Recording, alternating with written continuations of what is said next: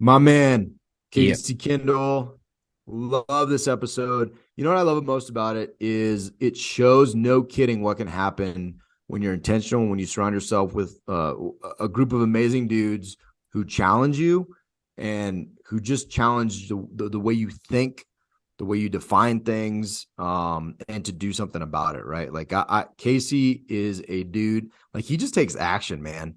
He just takes Yeah. action. And the thing is, I imagine in every area of his life, he's always been a dude of action. It's just now he's actioning things that he hadn't thought about before. Like most of us, these things we just don't consider are typically the biggest priorities in our life. And they're things that we think are too big to do something about. So we do nothing. But in reality, you just start taking steps and it could blow into something amazing, man. Love it. Yeah. I mean, just having the clarity that he has about what his priorities are in life and then making decisions based off of those priorities. Hmm. Um, I don't know of a lot of men that do that No. to like to how, you know, clear he is in that. And Well, so, talk about to talk about clarity, not only clarity, but dude, yeah, the confidence that when you have your priorities aligned, to go in and he'll tell the story, but to go into your boss and be like, I'll take the job on these conditions, which are my conditions. Like, yeah. I love that, dude. Like, so empowering and so clear. And dude, love it. It's a great episode. Go listen, then take action. Giddy up. See you. Men, we are excited to announce our next Kinetic Man retreat. It's in Empire, Colorado, September 27 to 29. They are amazing. You will have fun. You will have adventure. You will have challenge. You will make new connections and fellowship, eat really good food. It's a beautiful location. And you will walk away challenged and you will walk away changed. Go to thekineticman.com, sign up. Before July 1st, you're going to get $1,000 of bonuses. Check that out on the website on the sign up, thekineticman.com. Take action, be kinetic. You're listening to Filling the Storehouse podcast. I'm David. And I'm Stuart, and we want to walk with you on the journey to living the abundant life through faith, family, and freedom. Our goal is to refine our why while helping you find yours. Together, achieve our best and highest purpose. In the end, we'll drive each other to intentionally fill our storehouse. You start talking first. You go. I'll go. Here's the thing, though. If you promise you won't open your mouth, I'll go. I'll go right now. As long as you won't talk for the rest of the time, Promise I will never die. maybe even ever. You never talk again. Hey, I'm fired up today, and I want to make something very clear at the beginning why we wanted to have Casey on. This is not an attempt to highlight the Kinetic Man Mastermind, and as a marketing thing. It's gonna come off that way because it is awesome. Because if you're not part of it, you're missing out. But really, it's having Casey on. I'll tell you, Casey, when I think about you, you're like kind of a quiet guy. You're a bit introverted. You're a very good listener. And when you do say something, like I shut my mouth and listen because it's always you always come out with something powerful and good.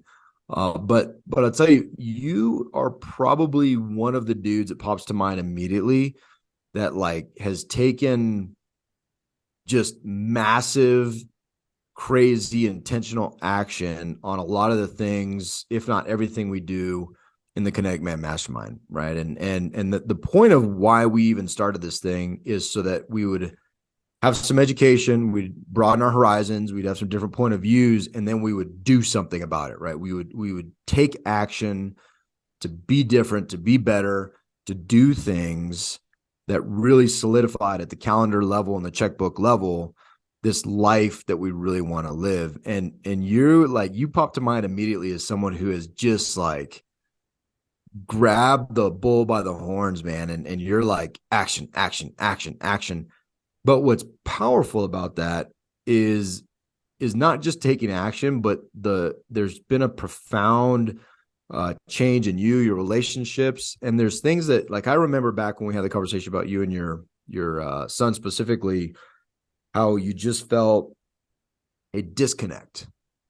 And the challenge that we issued was to start finding the things where you connect and to start doing things and watch the relationship grow. And dude, that's just one of like just a plethora of things that you've done to embody what it means to be a kinetic man. And I'm excited to hear more specifically, because usually we're in a group setting, but more specifically from you, some of the very tangible outpourings and outcomes from this massive intentional action you've taken. So super excited about this conversation, dude.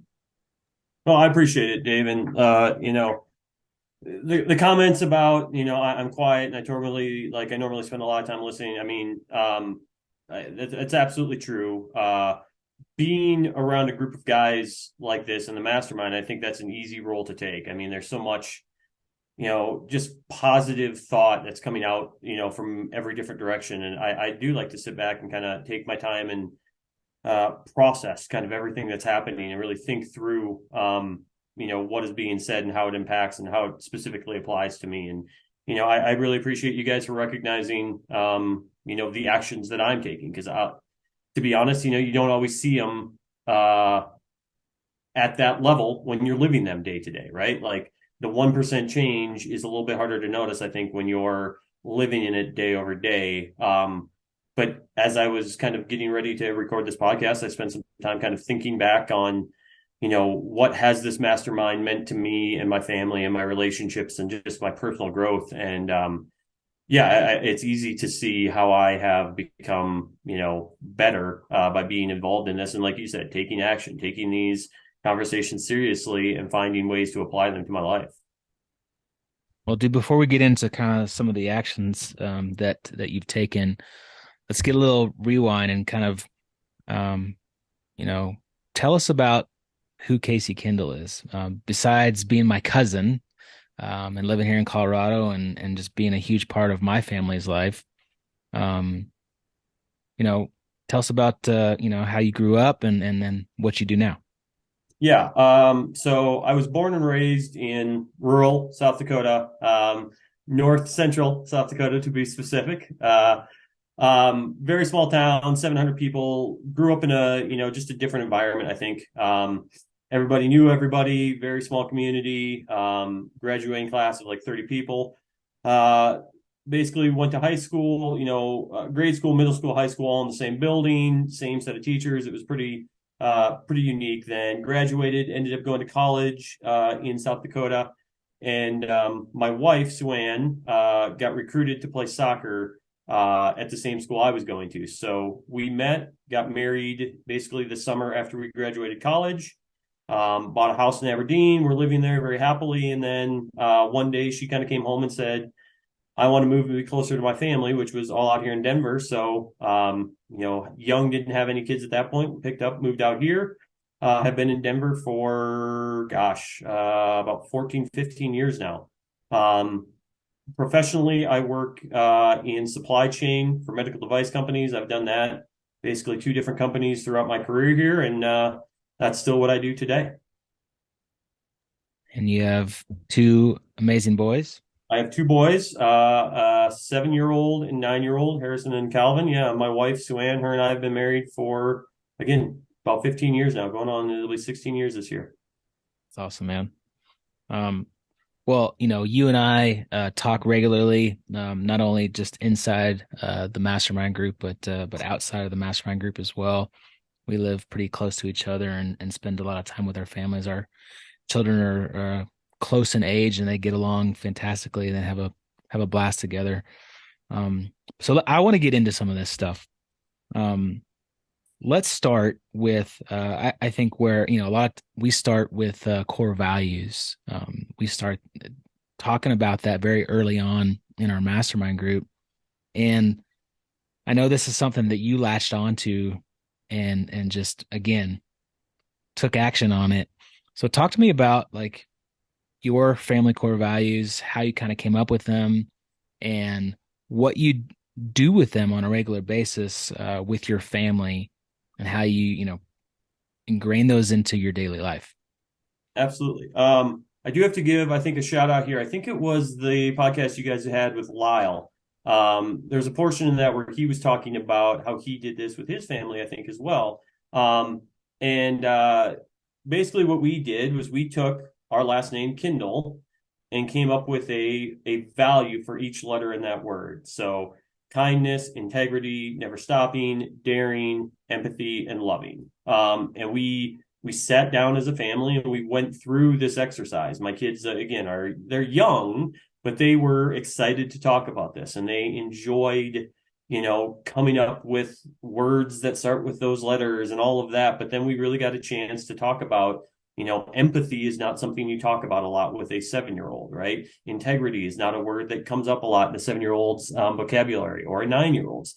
But it was something that they very positively responded to, and my wife as well. So we had the conversation, we wrote it down, and now we have a set of Kindle values that we can talk about every day, and use as teaching tools when the opportunities present themselves. Do you see like a practical change or something, like a manifestation of these values? Have you seen it change, whether it's your decision making process or your kids, or referencing back to this incredible Kindle acronym?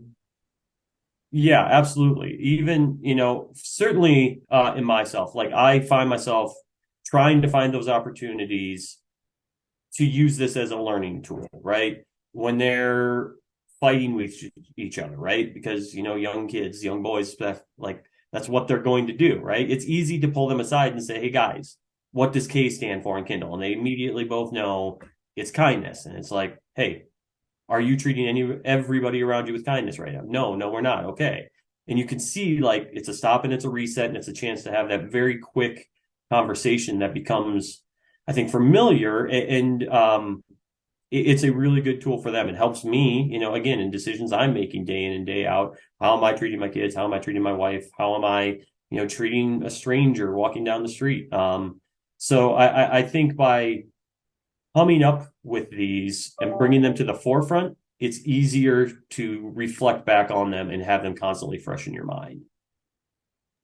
And I know you've told me kind of about the way that you teach these lessons around the dinner table with your family, and you kind of pick one of those and kind of go through it. Explain that, just the actual action steps that you're taking to teach these core values to your kiddos.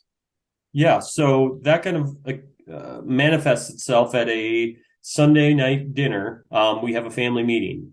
Try to do it every Sunday, but travel and life get in the way. But more Sundays than not, we sit down as a family, we have a meal, and it kind of started with the building of the framework. And then after that, it was like, okay, we selected one value, and that became the Kindle value of the week, right? So then you really focus on that during the week, and at the end of the week, then there's a conversation that's really happening about, okay, share some opportunities that you had to show this value, at home, at school, where are some opportunities where you could have done better with this value.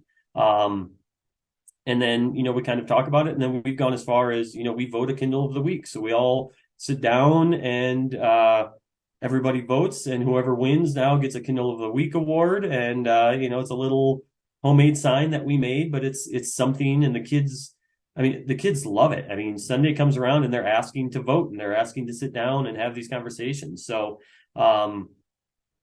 again, I think it's hard to see the change week over week, but looking back to where we started and where we're at now, I know it's making an impact on their lives. And that's what it's all about.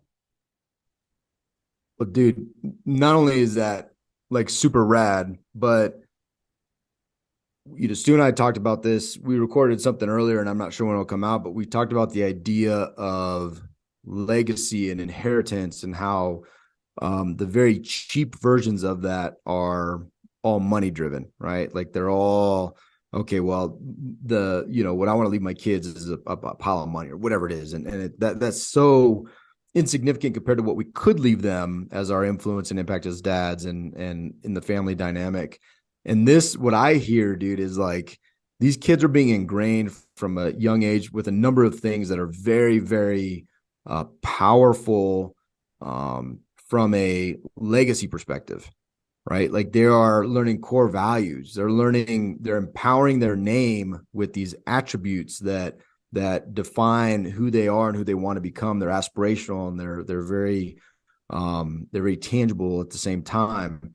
You're creating this dynamic of a Sunday family meeting, right? An open space that can be fun, but also is very intentional, and it's by design to be around the table, an occasion that the family, everybody has voice. You guys have this award, like, dude, it is such a multi-faceted, multi-layered thing that you're doing. And it all starts with one, awareness, right? Like this whole idea of some of these curriculum things we go through in the mastermind, but when you start putting them into effect, it's not just family core values. It's not just the Kindle acronym. It's not just, right. It's this multi-layered, multi-generational, potentially impactful thing on all your lives. And it's freaking awesome, dude. Like it fires me up. The Kindle, I didn't know you guys did the Kindle family, the Kindle of the Week award. That's pretty special, dude. That's pretty special. So I want to applaud you on that. But at the same time, I want to highlight, it's not like if you would have thought of everything you're doing right now and step one would have been all that, would you have ever done it?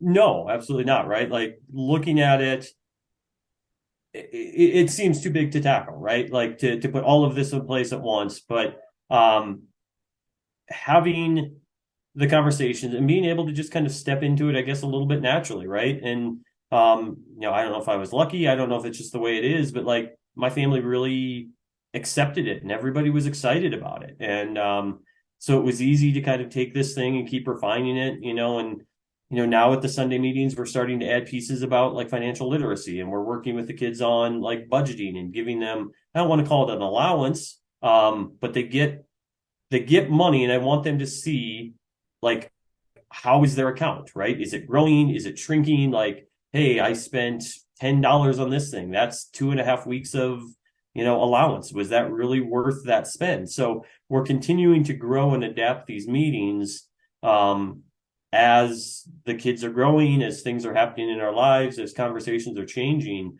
But having that as like kind of a touch point in our calendar, in our schedule, everybody knows it's there. Like you said, to have a voice, to have a conversation every week, it's been really great. I gotta ask, how many times have you won the Kindle of the Week award? How many times have I won Kindle of the Week? I've probably won 3, I will Three? say. Yeah. Yeah. Who's the reigning champ? Yeah, who's the reigning champ? Right now, Harrison, my youngest, is our reigning Kindle of the Week. So Nice. we're on a 2-week stretch. My wife is traveling Sunday, so we didn't get to have our meeting yesterday, but she'll be back in town today. We'll probably do a midweek instead of a Sunday to get back on track here. Nice. Have you seen any change in your boys from this? Yeah, just this weekend I was reflecting. Both boys kind of went out of their way to ask how my day was. Just, hey Dad, how you doing? Like, are you having a good day? And I don't know that that's ever really happened before, right? And I think that again is just, I go out of my way to ask those conversations. And, I think it's a lot more than just how was school, right? Like, why was school good? Why was school bad, right? Like getting a little bit deeper. We've had a lot of conversations about that as well. Is, it's easy to ask a yes or no question, but to force, conversations that are a bit deeper. And I do feel like, some of that is starting to come back, and it's really cool to see, them showing an interest. And, how was work today? What did you have going on, Dad? Like, what are you proud of that you did today? Like getting asked those questions back. It's really neat to see. And then it just sparks more conversations that you can have, and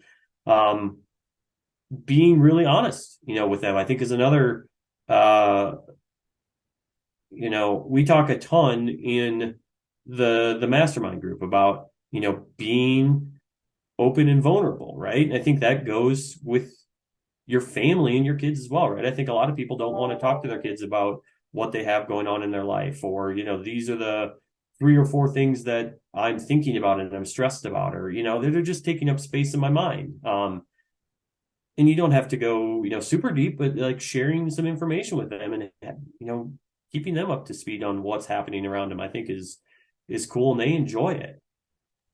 Yeah, dude, I love it. Well, and You you're know, building trust too, right? Like you're empowering them with the knowledge of your adult situation and what's going on, and a level of trust that they can, that they can handle, process, and have those level of conversations with their dad. That's pretty rad. one of the Absolutely. things that I heard recently on a podcast, and I've quoted him many times, and he's now becoming like my favorite podcast listen and author is John Mark Comer, and he said that one of the jobs of a parent is to study your children and to help unfold them into the man or the woman that God made them to be. And you and I have had a lot of conversations about just investing time into each one of our kids, and you've communicated some challenges that, both your boys are very different, right? And one of them you connect with a little bit easier, and the other one it's a little bit more challenging. And David had mentioned it before, but um, if you don't mind, man, like could you kind of expand on just that in itself, and just really, like, you have been super intentional about really understanding what makes your two boys tick, and they are very different, and you are spending individual time with each of them. You're starting to do these dates with your kids. We call them the family board meeting. And if you could, man, like, explain to us if you're okay with it, if you're open to it, just kind of some of the challenges that you have with that at first, and then how you have kind of worked through that process.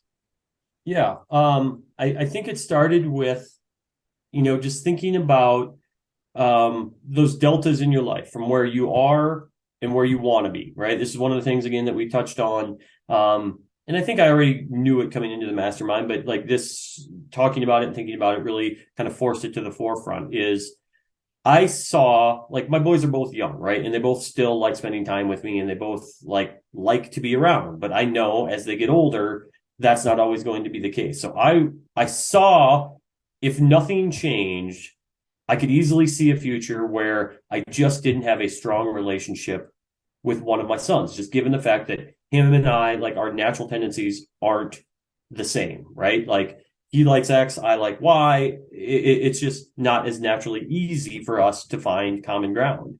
So I recognize this as an issue, and I wanted to correct it. So um, by, kind of a lot of the things that you said, a couple examples are, my son is really into animals and reptiles and snakes in particular, right? So we made it a special event to take him to a reptile con, which is just a bunch of people like selling snakes and spiders. And it was insane, but he had the absolute time of his life. And being able to take him to something like that was out of the comfort zone of, myself and my wife, and like, but to plan that for him and to talk to him about that, and like let him know that we're doing this because it's something that you cherish, and you enjoy.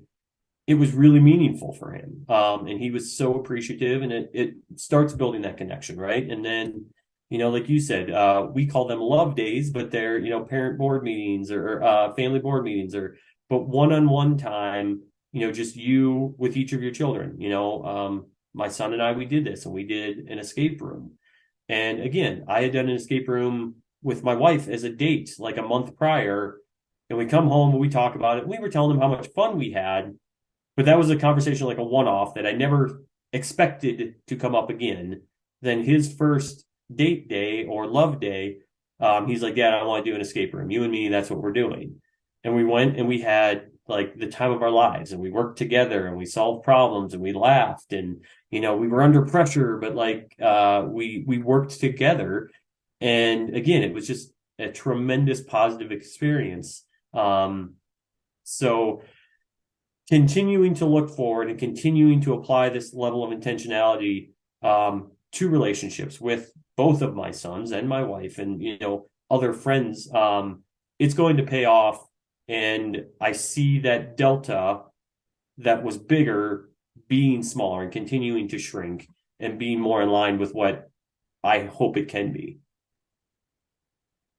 Well, I think the power in that is it's not even necessarily, I mean, hope is a beautiful thing, but you don't even have to hope. You can see, right? You can see that level of intentionality. You can see the impact on your family dynamic. You can see the impact on specifically your children and your wife, your relationships, because that investment into them is, I mean, it's like it's fuel on a fire, dude. Like it just grows and it's so beautiful, so empowering, and it's we all typically respond very favorably to just relational building, right? And being loved on and being spoken life into. So it's awesome, man. I love that. Scales and Tails. That's a store that I highly recommend. My kids are into snakes. One of my kids wants to buy a snake. We've been he's been saving a lot of money to buy it. And I'm like, dude, that's like a 50-year investment, man. Like, and it's not staying at my house. Like, I didn't realize they lived that long. We've gotten more educated as they've gotten interested, but we took our kids there and they let them handle the snakes. And at one point they all have snakes around their necks and in their hands, and it's a great place. It's awesome. So Just to check that out. Yeah, you'll love that. Luckily, Scales and Tails. My son that loves snakes is not the best with budgeting yet. So he keeps kind of shooting himself in the foot, and he's not getting any closer to his snake savings fund. That's awesome. So far, it ain't cheap. It ain't cheap. It's a few $100 to What? invest in them. But Casey, what was the frog that he caught that you guys had for a while? Yeah, in South Dakota at my mom's place, they caught it's a woodhouse toad, and it's about the size of your fist. It's a big fat toad, but we 2 summers in a row we would catch them out there and we would bring them home, and we built a little habitat for them. And then every week we would have to go buy crickets and feed our toad crickets. Yeah, we haven't gotten one yet this summer, but it's probably not too far off in the future here. We'll have a toad again.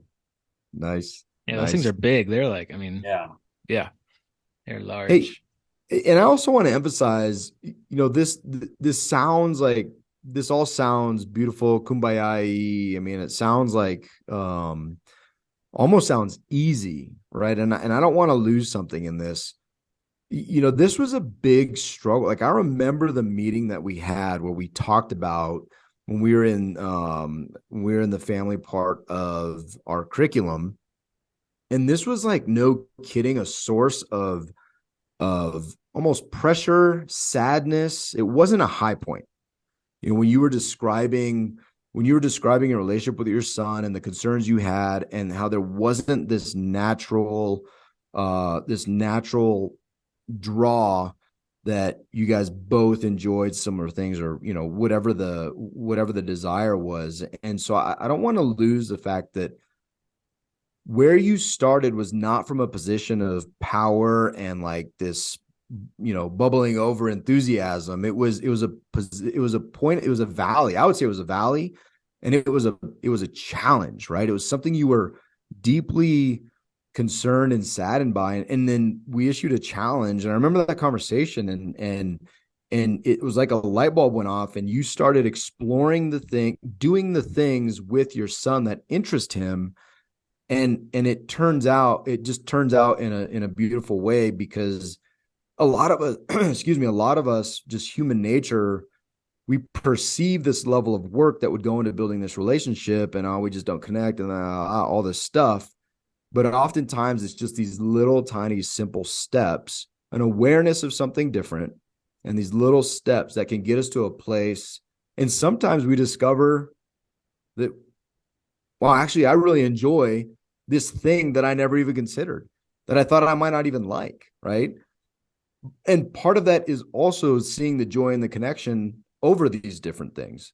And a lot of people just don't ever explore it and they stop. And so one, I want to just applaud you on that. But two, if you could shine some light on that as well for folks that are in the same place, because all of us kind of can be in this place, right? Our kids are just into something we're not into. And, like whatever, my kid wants to dance. And I'm like, dude, that's just not something I did. But there's also like a bridge there. Like I love dancing. So we do a family, turn on the music and we all dance together, right? Like there's always a way. So if you don't mind shedding a little bit of light on that, because I don't want to lose the fact that this was not just an easy walk in the park. No, and I mean, you're absolutely right, because it was a major concern that I had is I could see the future and where the relationship could go if I didn't change.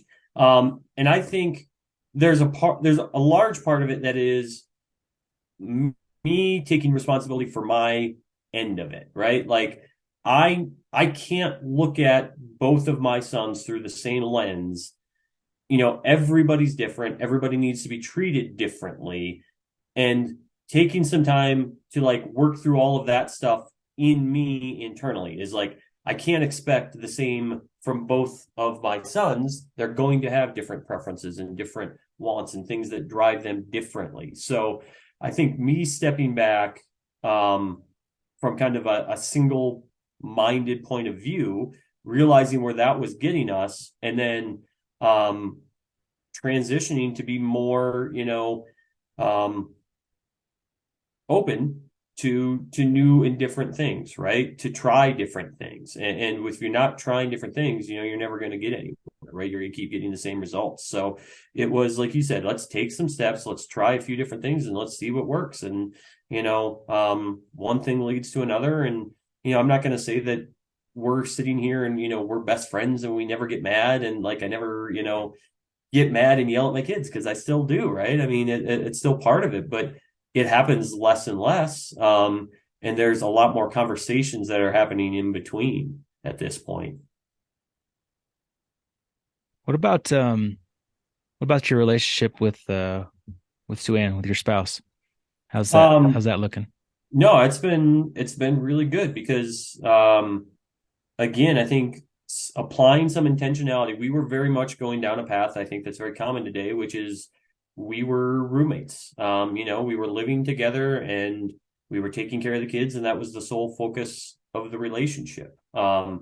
We now spend a lot more time, we go on date nights every month and we spend time alone together. And we talk about, all of these things that we talk about with the kids, we're having conversations about as well. We're talking about our finances, we're talking about our values, we're talking about, what's going on in her life, what's going on in my life, where, what do we want to be doing as individuals 10 years from now, because our kids are going to be older, what are our wants for our future, and trying to make sure that those are aligned and that those are something that we're focusing on as well, and not just, head down living in the day to day, not kind of thinking big picture future, or, if you ignore these things, 10 years go by and you've got a major problem on your hands. One thing that I want to applaud you on is and highlight that, some decisions that you've made that we've had conversations on is decisions you've made in your work that impacts your family. And you've been given some opportunities and you have intentionally made choices to maybe not take those opportunities because of the impact that it could take on your family. Talk about that a little bit, because I think it's a unique decision and I don't think everybody would make it. Yeah. And I won't say that it was an easy decision, but there have been times in my career where there were further growth opportunities, we'll say, right? Where I continue moving up the ladder, I continue taking on more responsibility. But with that growth and that opportunity comes more commitment to the job and less time and freedom with my family.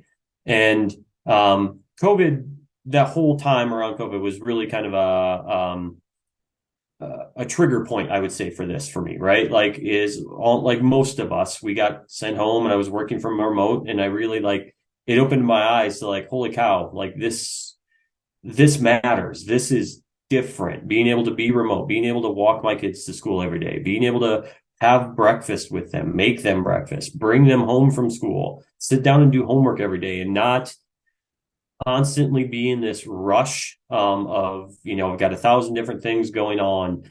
Slowing down and being able to be present in those moments is what really triggered in my mind, that is something that I valued and something that I wanted. And, as other opportunities have come up in my, career or, what have you, those things kind of keep coming back to the forefront of if I do take this opportunity or I look at this, change or whatever it may be, how does that impact these other core necessities, I would call them at this point. And it's led to decisions turning down or, not going to a growth opportunity or the next, level up and kind of staying where I'm at because I'm happy, doing what I'm doing today because it gives me a lot of the freedoms that I really, really cherish.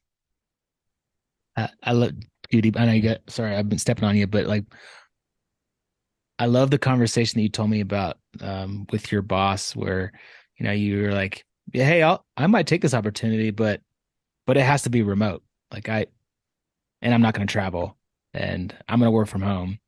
And your boss was like, well, Yeah. I don't know if that's going to be, doesn't sound like that's the priority that we're looking for. So sorry.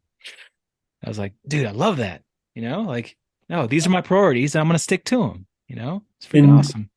that came out of some reflection. I was talking with my wife. I was talking with some close friends, some guys in the mastermind group, because it was a nice opportunity. But again, going back and not being willing to step away from priorities out, like my family priorities, and really just recrystallizing what those were, what I'm willing to bend on and what I'm not, and then being able to come into a conversation like that and say, here, hey, this is what I'm willing to offer. If it's good for you, great. If not, no big deal. We'll keep doing all, we'll keep moving. Dude, I love that, and I know we talked. I think we were were we like sitting in the USO or something on our trip on our way out to a retreat, and you and I were talking about this. And I'll tell you, it's really cool because most people do not have clarity around what they truly want, and they take opportunities because it's packaged in this beautiful little box of opportunity, and everything has a cost. And because we don't have clarity, we've not weighed the cost, and so oftentimes we say yes to things that ultimately do not serve us in the best way possible because more money does not mean more happiness or more, whatever. And if people listen to these podcasts, they think we disparage money, and that's not it at all, right? Like, I have a desire to make tons of money, but my desire, my clarity around making tons of money is because I've already decided I want to cap my income and I just want to give away a ton of money. Like that's the point of it, right? It's not because I need to pay for a Maserati. I couldn't even tell you what a Maserati looks like. These things are not important to me. And so it's just wrapping clarity around the things that we want and where we want our effort to go. So I absolutely love that because really some people look at that and be like, oh, you're missing an opportunity. Whereas you're looking at it like, no, this takes away from my opportunity to do the things I really want to do, which are with my family. And I have clarity around our budget and all these other things, which enables you're more empowered to do what you want to do than somebody who's seeking just to promote. And it reminds me of a quote, Stephen Covey. There's a couple ways that it's framed, but basically it says, some people achieve the top of the ladder. You mentioned the ladder and this popped in my head. Some people achieve the top of the ladder and only then realize it was standing against the wrong wall, right? So they get to the top of the ladder and they're like, oh, dang, this isn't where I wanted it to be. This isn't what I expected to be. I didn't have the vision to see where my ladder was leaning. And there's another way he says it that I think is also important. He says, if the ladder is not leaning against the right wall, every step we take just gets us to the wrong place faster. And I think that small nuance is beautiful because it highlights we're taking actions and we're doing stuff and we're doing things. But if we don't know where we want to go and where we want to be, it's literally just taking us further away from the thing that we truly want because we never defined it until it's too late potentially, right? And that's what your point was. 10 years down the road, I was looking at this relationship and there wasn't one. And would a better paying job or quote unquote opportunity offset whatever regret and other feelings you'd have at that time in 10 years? I don't think so. And so how did you get that clear about it? How'd you get that clear about, like, where did you get to the point where you could literally go in and tell your boss, like, yeah, I'll take this job totally if it meets all my conditions? It's a process like all of this stuff is, right? And I think for me, it started with the finances and the financial side and like understanding very clearly, where we are from that perspective, right? Like I know like comfortably what our incomes cover and like where we're at with all of that. So that's a portion, like the freedom of the mindset of that, of I'm not worrying about where, my paycheck is going and what it's going to. Like there's a 10-year plan and like we have a plan in place as to like how that is laid out, right? And then again, I think it was for me, really, it was the experience like of being home with the kids during COVID and like that first taste of working from home and just realizing like opening my eyes to like this is what I want, like the ability to be around and be available. Because prior to that, I mean, my kids were probably 6 and 4, I want to say, or something like that, like when I was at home during COVID. So like up until that point, 6 years of my oldest son's life, I was basically working. I would get up, maybe see him for 10 minutes for breakfast, be out the door, get home, maybe pick him up from daycare, have time to like make a quick meal and put him into bed, right? So you're getting very little, if any, quality time during the day. It's just rushing to like meet all of the requirements of the day, and you're not experiencing any of that quality time. So like getting a taste of that and like just being grateful for it and being able to recognize what it was is what really solidified it in my mind. Is like, this is more important. The ability to be here, the ability to go to, again, soccer practices and whatever it is, the ability to get up and have breakfast together and have conversations in the morning and have some fun. Like we walk to school and we play games. We're counting the roly-polies we see, and we're like, it's always something interesting. And just having that taste of it made me realize that I was never going to be willing to give that up again. I love that, man. I love that. You remind me when Jake and I were in the airport for this trip we just took. The airport has multicolored floors, and there was a huge line for security, huge line. And Jake started just walking on the black, right? And jumping through this line, people around us. And so I'm like, oh, dude, what's the challenge? Where's the lava? He's like, the lava's the red, Dad. I'm like, okay, cool. Let's jump. I totally forgot about this till you just said the sidewalk thing. But what was funny, we're in this, I mean, thousands of people in this line. This line was so long, longest I've ever seen. And we're doing this, and you notice the people around you, like they're drawn to it. They're drawn to the joy. They're drawn to like we're laughing, we're having fun. I'm like pushing them in the lava. We're like just in just this security line. And it's just that those opportunities don't exist unless you're fully present. I could totally justify being on my phone, like scrolling, emailing, texting in that moment, because we're just in the line for security, right? But we turn it into this fun moment that only a dad and a kid can share in that moment. And it's beautiful, right? Like it just was a lot of fun. And even like the elderly people around us are like, hey, what are we doing? What are we, I'm like, hey, can't step on the red because it's the lava and your feet will melt. Like whatever, just being dumb, right? But a lot of fun. And one thing you said, and we're coming to time. Geez, this is such a fun conversation. I just love your action, dude. But one of the things you said, it reminded me. So Rick Warren oftentimes talks about the importance of reading the Bible and having the word in your heart and your mind, right? And a lot of times he says, you know, you're not going to walk around necessarily quoting the Bible, but he said the power of reading the Bible oftentimes is that you have these verses, these things tucked away so that when the hard parts or when different aspects of life confront you, you have something to draw from. That to whether it's to fight, to counter, to validate, whatever it is, you have the power of the word in you.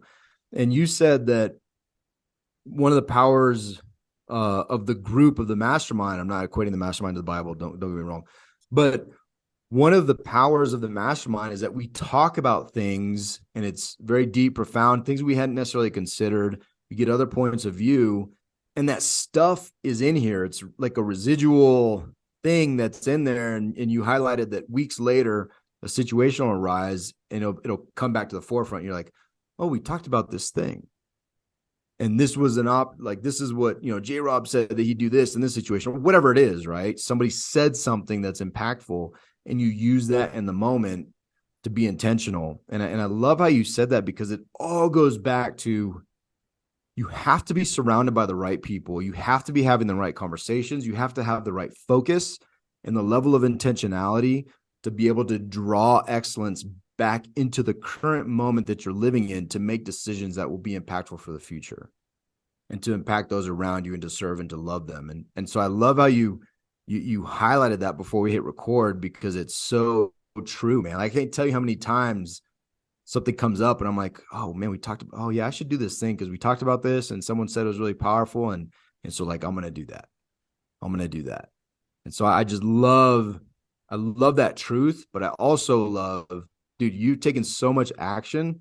Like, it's got my brain going like, okay, how do I shorten Gutierrez to make like a Goody values or whatever that we can talk through and continuously just hit, but more importantly, create that legacy of a life intentionally and well lived. And so I love it, dude.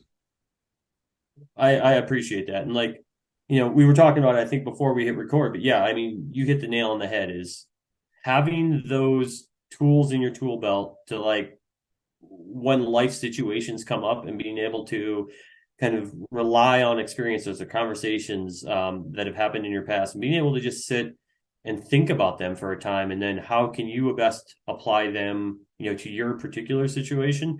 That's been, to me, the biggest impact of the mastermind and the group, you know, of men that we have, is just soaking up all of those experiences and then applying them to your individual experience.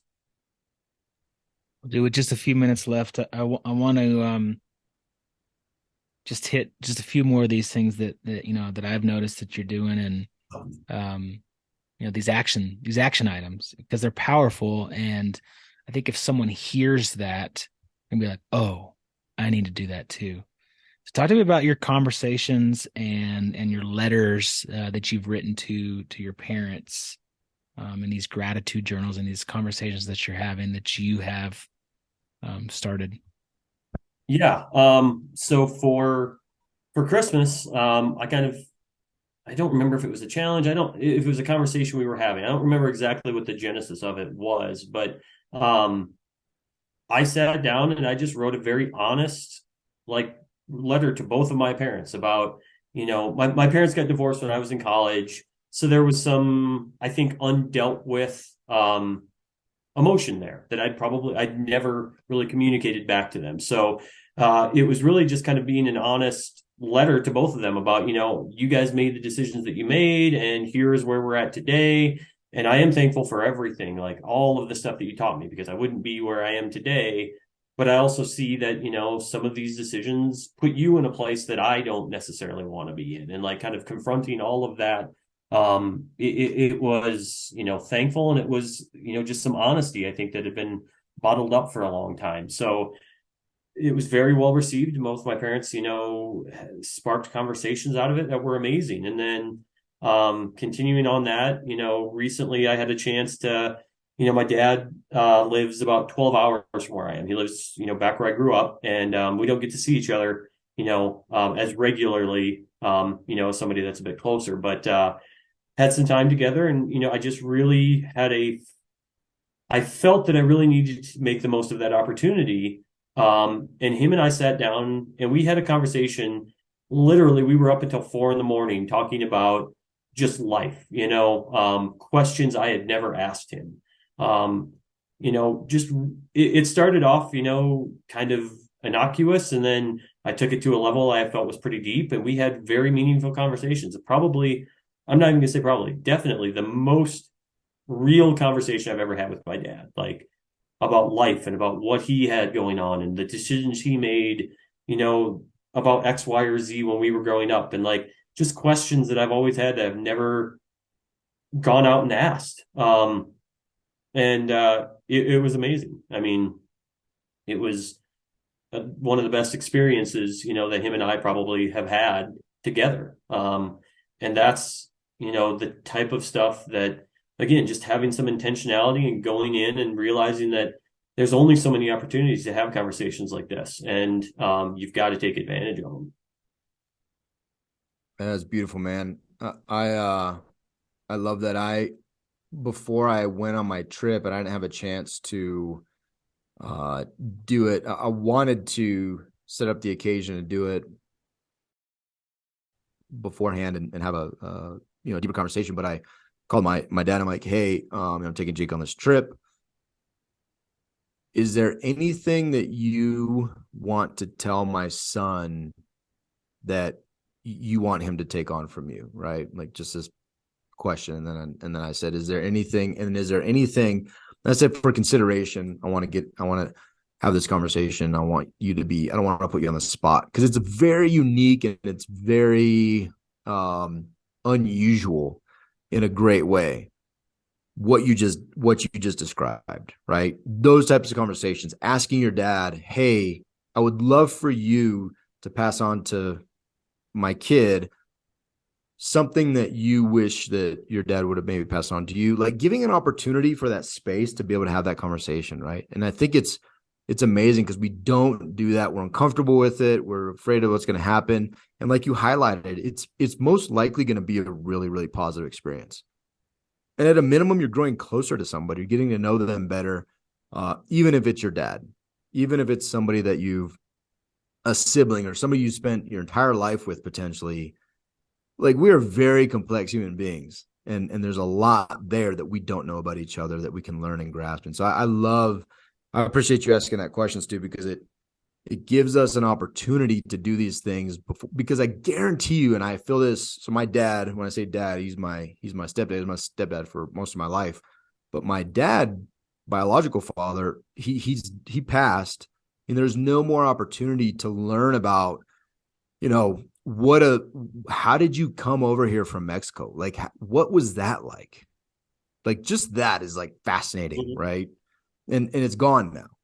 And so, to take advantage of that before it's too late, I think is such a beautiful story and hugely impactful, obviously. And we can all do it, right? Well, you can do it until you can't. You can do it Exactly. until you can't. And then that's it. That's That's absolutely gone. it. Casey, were you nervous about that conversation? Yeah. I was.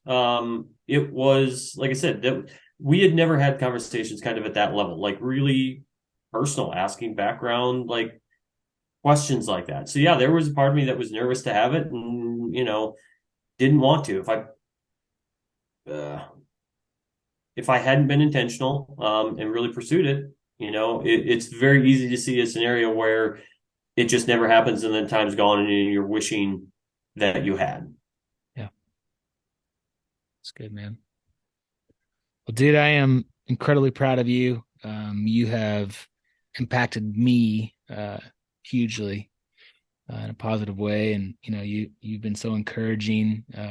Your family has gotten very close to my family, and um, we love you. And I'm so glad that you are so intentional, and dude, you're awesome husband, awesome dad, awesome friend, and a leader in your community, and blessed to have you in my life, man. I really appreciate it, guys. And like, I just want to, kind of throw it back at you guys for everything that you're doing. Um, because I wouldn't be where I am today without having joined this group and being exposed to the opportunity maybe opportunity is the wrong word, but being exposed to the thought and the intentionality, and surrounding myself with the type of people I want to be around. And I mean, that's you guys.